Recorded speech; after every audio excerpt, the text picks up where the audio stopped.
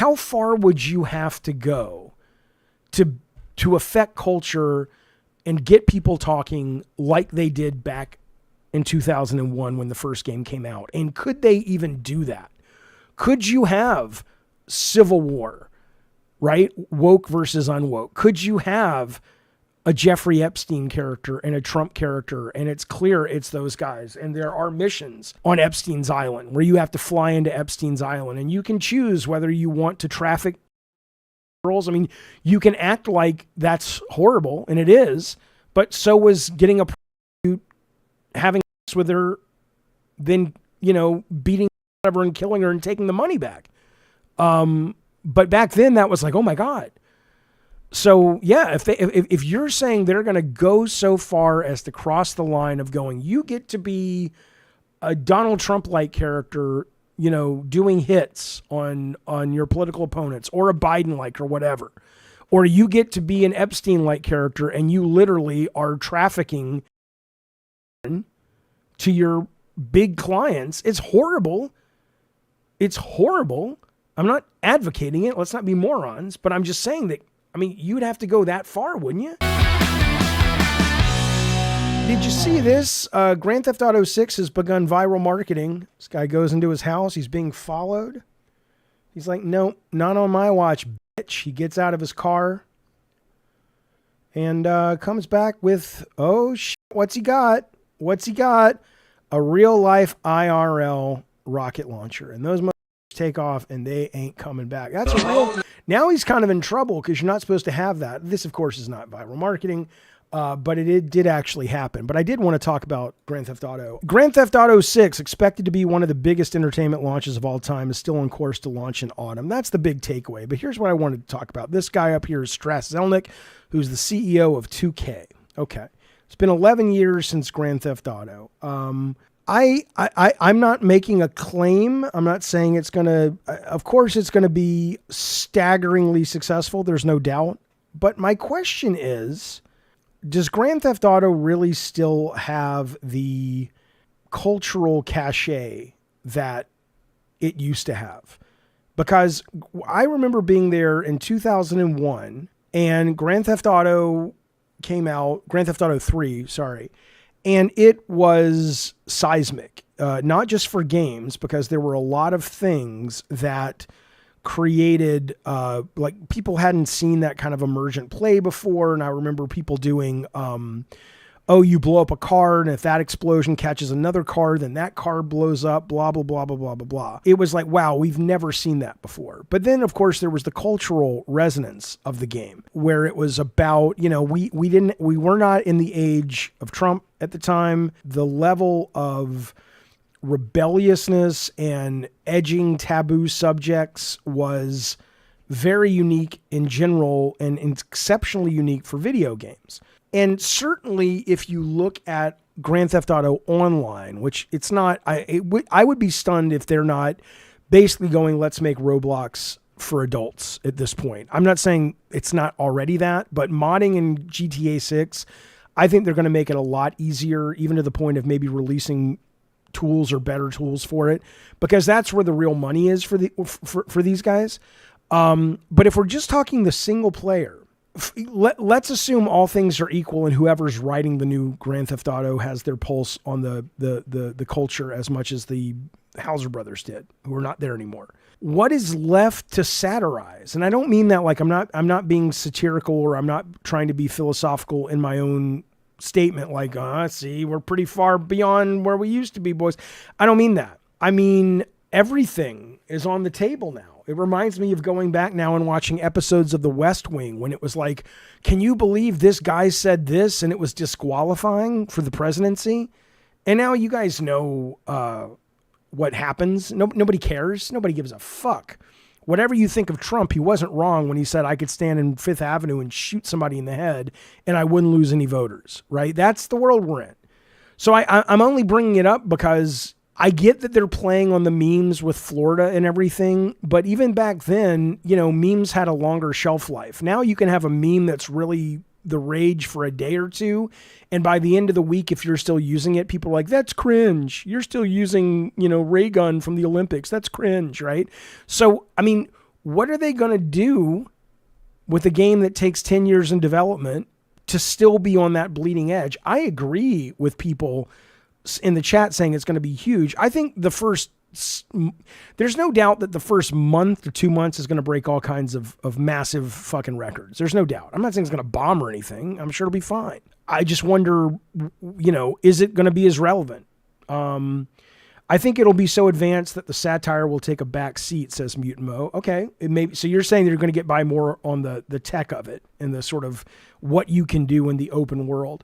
John R. says, based on the first trailer, they'll be lampooning a lot of the social media culture. It was still a fledgling aspect of culture back then. Okay. Yeah. John R. says it will make its budget back week one. I'm not suggesting it's not going to be a success. That's not what I'm talking about. I'm saying, you've got a lot of games now that do the open world stuff. You've got a lot of games now that, or culturally, we have a lot of games that deal with all kinds of different subject matter. I don't know. I was just thinking about it, and maybe my answer is, yeah, you guys think it's going to be just as impactful as it was when you were first playing it, when you were, I don't know how old you were. I was like 30 or younger than that, but it's like in my late 20s when I played. The game will 100% be a satire take on stuff, says Ravnos. They need zero innovation for mechanics. Sure, but that's what I'm talking about. If I was making this game, I would not be, even though I would love to see it break new ground mechanically, I'm talking about sort of what it's about. Will it still be as culturally impactful?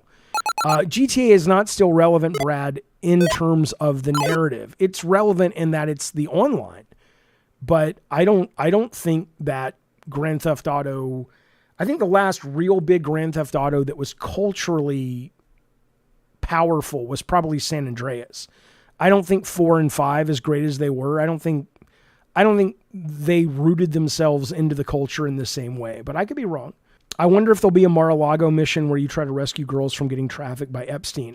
Certainly, okay, sure. So that's a great point, though. I know you're kind of joking, maybe, but like, how far would you have to go to affect culture and get people talking like they did back in 2001 when the first game came out? And could they even do that?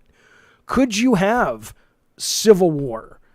Right? Woke versus unwoke. Could you have a Jeffrey Epstein character and a Trump character, and it's clear it's those guys, and there are missions on Epstein's Island where you have to fly into Epstein's Island, and you can choose whether you want to traffic, teenagers.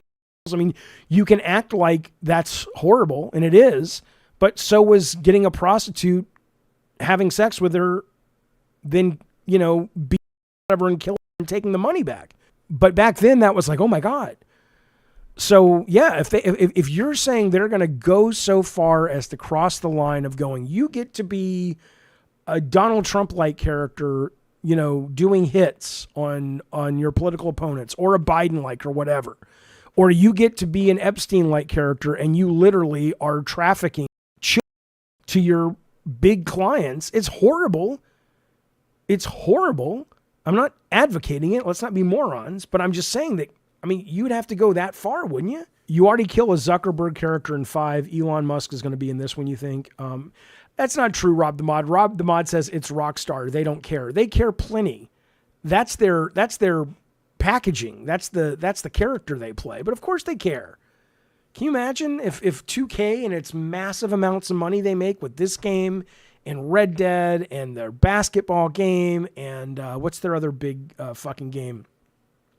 It's not some weird mom and pop indie game that you can get on the internet in the dark corners of the internet that's almost the dark web.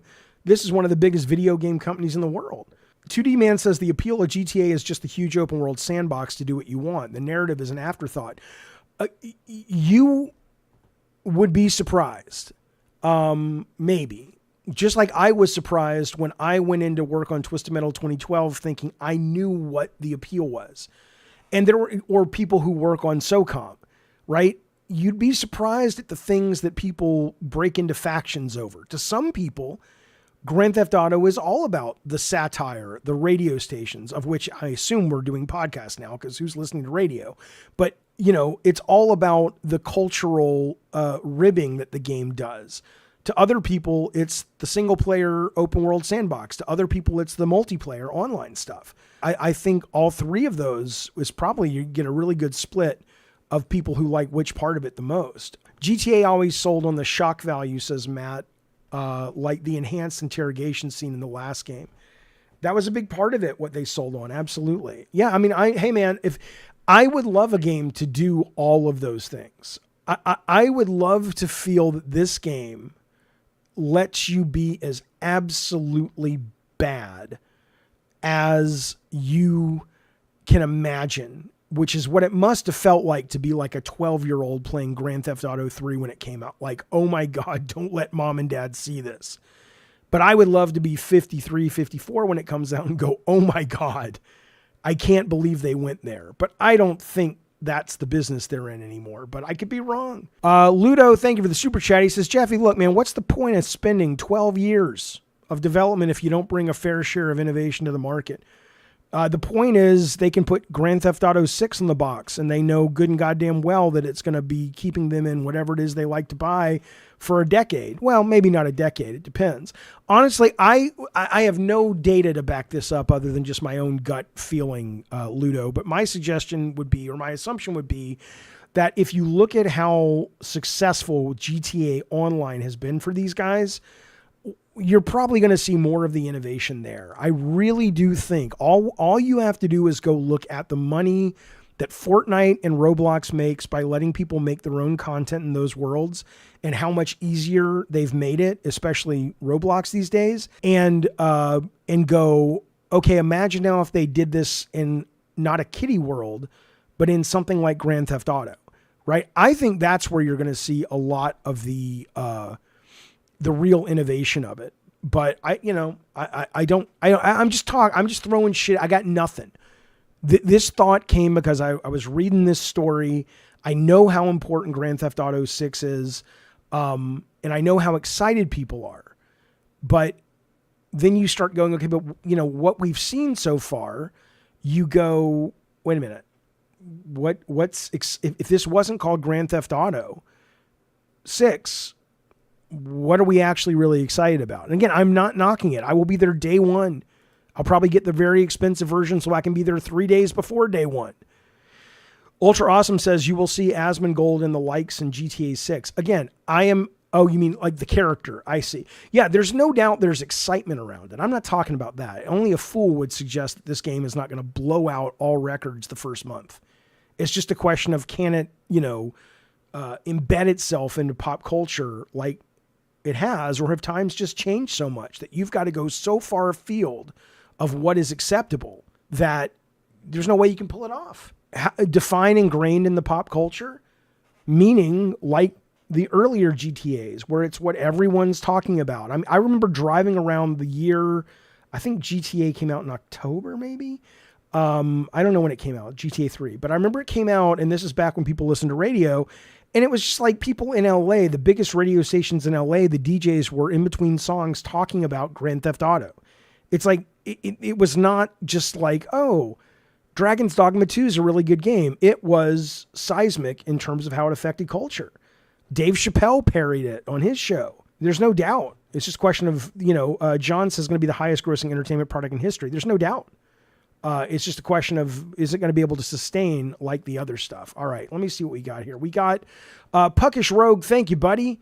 I appreciate that super chat. He says, do you think the current players will drop GTA 5 and all they built up there for GTA 6? Well, if you're talking about the online stuff, my assumption is all of that, maybe. I assume they've changed the engine, but I assume that I don't know. It's a great question. I would assume that these guys are looking at GTA 6, and going, online is where it's at. And if we can somehow manage to save all of that content and bring it over to 6, like as legacy content, we're going to be launching this game with so much content. There's so many people who haven't even gone on to GTA Online. Hell, I've never really done it. I've seen videos of it. I've seen my son play some with his friends. I wouldn't even know what the interface of GTA Online is. It's just not something I've ever felt compelled to do. But I imagine with 6, it's going to be much more integrated into the the menu systems right from the get-go, kind of like when you go to Call of Duty now and it's all there. There's Warzone and there's the new one and there's the campaign and there's Modern Warfare 3. And it's just the world of GTA. My guess is they're going to work really hard to bring in a lot of people, because like Grand Theft Auto Online right now is not as easy to get to as the Call of Duty system. So I don't know what players will do if their GTA content for 5 doesn't transfer, but that's where the new hotness is going to be. So I'm sure eventually they'll get over there, but I appreciate the question and the support. Thank you for that, buddy.